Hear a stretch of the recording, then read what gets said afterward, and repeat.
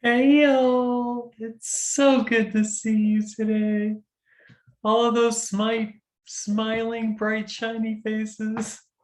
Anyway, welcome to the Kelly Renee Life Coach channel, where we talk about all the things: living your best life, thriving as your authentic self, navigating complex relationships, and how we show up at work and at home. I'm so happy you stopped by. This is episode 5, and today we're going to talk about empathy. Are you ready? Good. Empathy has been coming up a lot in conversation lately, so I think it's time to jump into one of those vulnerable topics that can be a challenge for all of us. I recall many conversations about empathy burnout a few months into COVID. Now, if you work in a customer-facing business where you're expected to be empathetic and help people solve problems, then getting burned out on empathy is a real thing. Customer experience, healthcare workers, even HR folks have had more than their share of difficult conversations with customers, patients, and staff over this past 18 months. The trouble is, we've all been through so much this past 18 months. And I'm seeing a lot of people feeling the pressure, whether they work in customer-facing positions or not. Just the day-to-day grind and exposure to the constant barrage of negativity, quite frankly, is wearing us all down. I'm also seeing many more instances of people using shame to try to change someone else's behavior. It's easy to imagine managers, business owners, and politicians would use shame to get people on their side or accomplish certain tasks. Everyday people are doing the same thing. Truth is, I'm sure most of us can think of instances where friends or family have used shame to get their way with us too. I know I can. It's probably not new, but I seem to notice it more these days. Maybe it's just me. Is it manipulative? Absolutely. Is it power over instead of power with? You bet it is. So what's the alternative? Let's start with what empathy is. So we can use common language and understanding. Empathy is a capacity to understand or feel what another person is experiencing from within their frame of reference. That is, the capacity to place oneself in another's position. There's so many references to walking in another person's shoes or seeking first to understand that the concept of active listening isn't really new. Maybe we just need a reminder. Truth is, we sometimes got to be a little creative to get into the right headspace ourselves. I'm pretty sure we've all felt shame.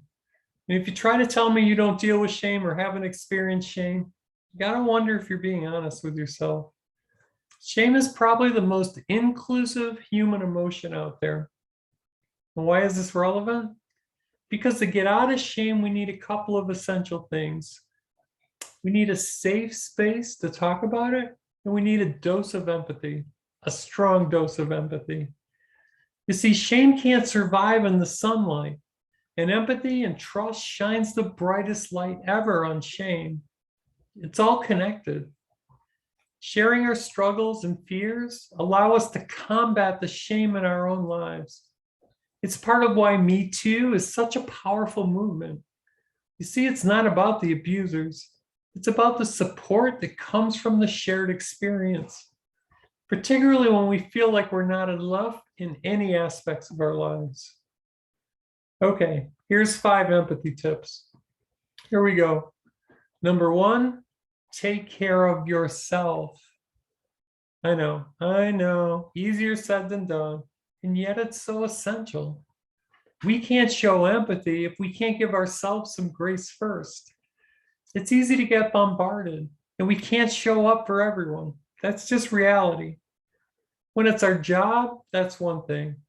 But when we're overwhelmed with endless negative social media and news crossing our path, the ebb and flow of negativity can be overwhelming. Maybe it's time to take a break and not engage, at least not for now. Give yourself space. And as Ephesians 4:29 reminds us, don't use foul or abusive language. Let everything you say be good and helpful so that your words will be an encouragement to those who hear them. I need this reminder for myself. Number 2 is listen. I'm not talking about how we listen now, listening for a break in conversation so we can jump in with our own words of wisdom or comment. I'm talking about really listening, seeking to understand. In order for me to be empathic, I need to have a glimpse of your perspective. I'll never fully capture what you're going through because I don't live your life. However, I can relate in other ways and, as appropriate, share in your feelings and experience. You can't get there if I'm not actively listening. It's far too easy to jump the gun and make judgments or add commentary that doesn't add to the conversation. And when that happens, there's no trust. And trust is essential to empathy. Now, chances are pretty good we see the world through different lenses, born of our own individual experiences. I can't ever remove my lenses to share yours, but I can alter my view enough to listen and take in where you're coming from, if I choose to. Number 3, next is acknowledging what we've heard. A quote attributed to Theodore Roosevelt says, "No one cares how much you know until they know how much you care." Acknowledging what you hear someone say is an effective way to build trust and relationship. It helps position you on the same side of the table rather than across the table. Sharing someone's discomfort in the moment creates an intimacy and a significant level of understanding. Number 4 is no judgment. Now, this is not a commercial for Planet Fitness, but I gotta tell you, I love the judgment-free zone. We're not talking about fitness today, but we could be, along with body shaming and everything else that goes with it. See, we're all doing the best we can, given what we have to work with. We owe it to people to be honest with them, yet that doesn't mean now is the time for lectures or "I told you so." When appropriate, we can get back to behavior changes, but for now, let's get through the immediate issue at hand. And last is sitting in the discomfort with. Boy, this could be the hardest. I don't know a single person who likes to sit in emotional discomfort. Few people are willing to sit with discomfort, their own or others, yet it's an essential part of empathy and trust building. I've told the story before about my friend Ann, who wouldn't let me brush off how much losing my job because of COVID really sucked. She was willing to sit with me and embrace the discomfort. When my mom passed away, it was hard. It was really hard. Not only was losing her difficult, but the manner of her death was pretty ghastly. Now, a couple Patty and I knew came and just sat with us one evening. We didn't talk a lot. I don't recall they made any effort to try to cheer us up. They just sat in the discomfort with us. So both of these instances are meaningful, and it built a bond of trust and community. I may not engage with these folks often today, but they will always hold a place in my heart. I'll finish up with one last quote. This one from Maya Angelou. "I've learned that people will forget what you said. People will forget what you did.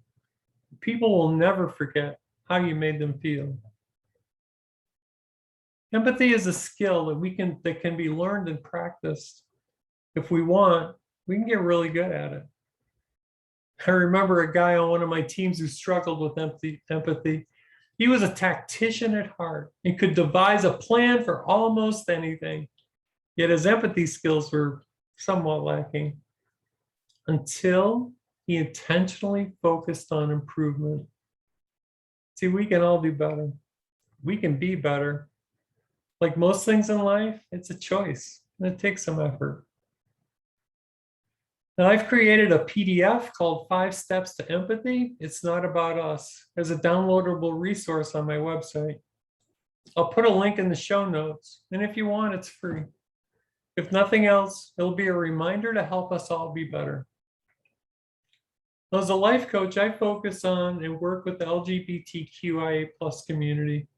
So many of us deal with issues around self-acceptance and fear, and I teach my clients how to live vulnerable and courageous lives as they evolve into their most authentic selves.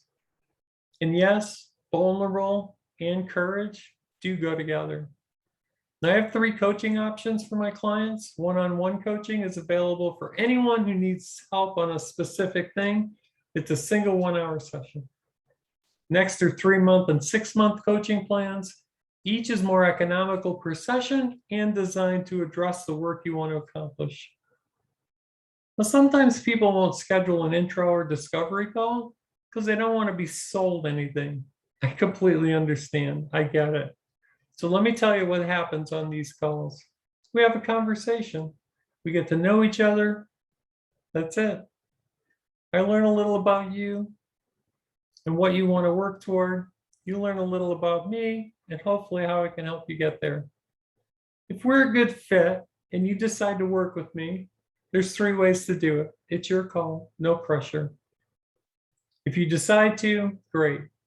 If you decide not to, great. No high pressure sales tactics, just good conversation. If you want, schedule a call and see. I'm happy to chat. A link in the show notes or on my website at kellyreneelifecoach.com.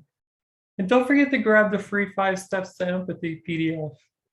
Until next time, remember, life's too short. Be kind, do good. Love y'all.